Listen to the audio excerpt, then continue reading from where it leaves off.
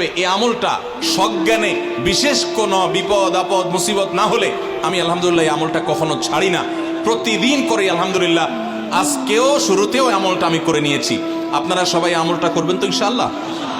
কোরআনে কারীমের শেষ 3টি সূরা, এই সূরাগুলো আয়তনে অনেক ছোট ছোট। সূরা ইখলাস, যেটাকে আমরা কুল হুয়াল্লাহ সূরা বলি, সূরা ফালাক এবং সূরা নাস, এই 3টি সূরা হলো গোটা কোরআনে যত বিশেষ ফজিলতপূর্ণ বিশেষ মর্যাদাপূর্ণ সূরা আছে তার মধ্যে থেকে অন্যতম। এই 3টি সূরার মর্যাদা অনেক বেশি। আমি শুধুমাত্র এই 3টি সূরা সম্পর্কে সংক্ষেপে ফজিলত এবং মর্যাদা এবং কখন কখন আমাদের পাঠ করার নির্দেশ আল্লাহ তাআলা দিয়েছেন, কেন দিয়েছেন সে বিষয়ে কথা বলার পর এই সূরাগুলোর প্রত্যেকটির সংক্ষিপ্ত ব্যাখ্যা অনুবাদে আমরা চলে যাব ইনশাআল্লাহ তাআলা। সম্মানিত উপস্থিতি, সূরা ইখলাস, সূরা ফালাক, সূরা নাস, সূরা কুল হুয়াল্লাহ, সূরা কুল আউযু বিরাব্বিল ফালাক, সূরা কুল আউযু বিরাব্বিন নাস, এগুলা যার যার মুখস্থ আছে একটু হাত তোলেন সবাই।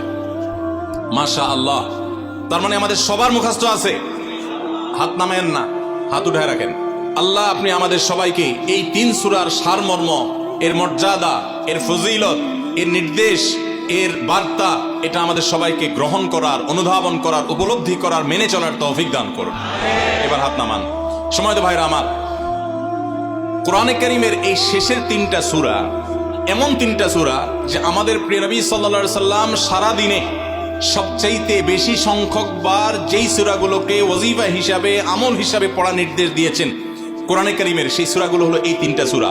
এই 3টা সূরা দিনে এবং রাতে যত বেশি সংখ্যক বার পাঠ করতে হয়, অন্য কোন সূরা, এমনকি অন্য কোন দোয়া এত বেশি সংখ্যক বার পাঠের নির্দেশ কোরআনে অথবা হাদিসে কোথাও দেওয়া হয় নাই।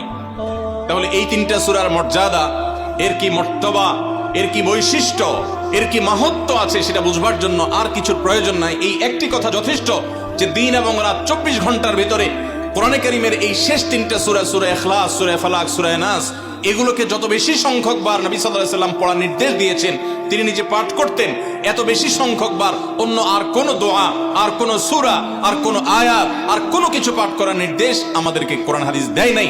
এখান থেকে এই 3টার সূরা যে আল্লাহর কাছে কত গুরুত্বপূর্ণ, নবী সাল্লাল্লাহু আলাইহি সাল্লামের কাছে কত গুরুত্বপূর্ণ, যে রিপিটেডলি এত বেশি সংখ্যক বার পাঠ করার নির্দেশ দেওয়া হয়েছে, এটা পরিষ্কারভাবে বোঝা যায় কি যায় না বলেন?